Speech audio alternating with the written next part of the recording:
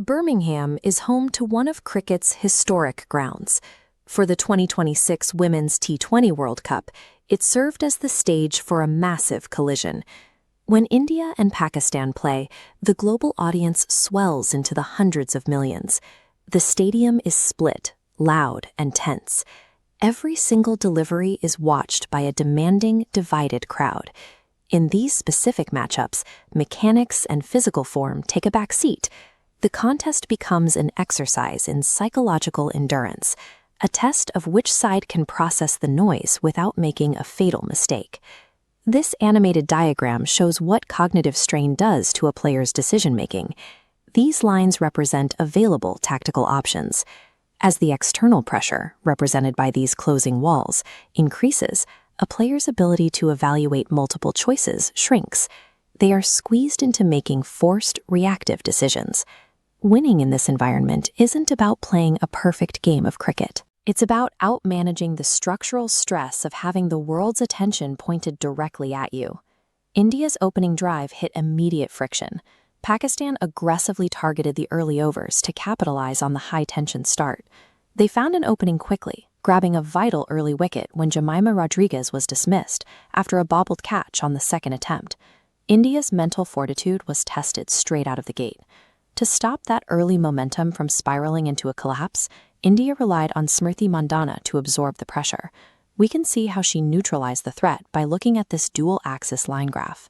The climbing line tracks Mandhana's run accumulation toward her half-century, while the flattening line below represents Pakistan's decreasing bowling effectiveness.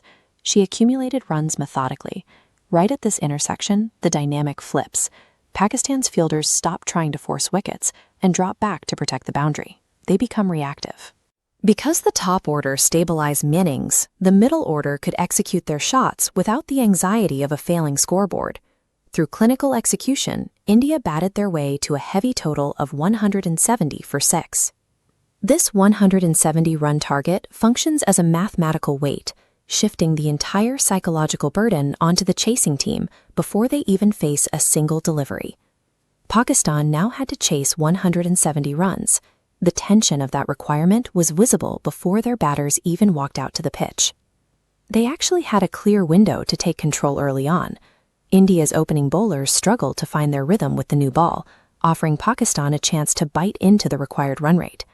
They failed to capitalize. Instead, India tightened their grip through their fielding. They closed down the gaps, cut off singles, and deliberately choked the run rate to induce panic. As the required runs per over climbed, Pakistan's decision-making broke down. The batters stopped playing the ball on its merits, attempting low-probability, high-risk shots to catch up. You can see that panic in action right here. Facing a standard delivery, the batter attempts an overly complex reverse sweep, misses completely, and loses her wicket. It was an unforced error driven entirely by the scoreboard. When a batting lineup falls apart, it rarely means they forgot how to hit the ball. It means the accumulating math of the chase compromised their judgment. With the required run rate spiking to unmanageable levels, Pakistan's batting order fractured entirely. The Indian bowler who stepped up to exploit that deep-seated panic was Deepti Sharma. Operating with surgical precision, she dismantled the middle and lower order, claiming a 5-wicket haul by baiting batters into desperate, off-balance swings. This cascading bar chart illustrates how quickly the match ended. As Sharma rapidly takes wickets, the team's remaining overs tick down, dropping their statistical probability of winning to 0 in a matter of minutes. Pakistan's chase was completely extinguished. They managed just 106 runs in exactly 17 overs. India secured a massive 64-run victory in front of the sold-out Birmingham crowd. The final out also secured a massive personal milestone. With that performance, Deepti Sharma officially became the highest wicket-taker in the history of T20 cricket. As the lights beamed down on the stadium, the Indian squad hoisted their trophy. They processed the extreme pressure, maintained their tactical discipline, and turned a volatile crucible into the stage for a historic victory.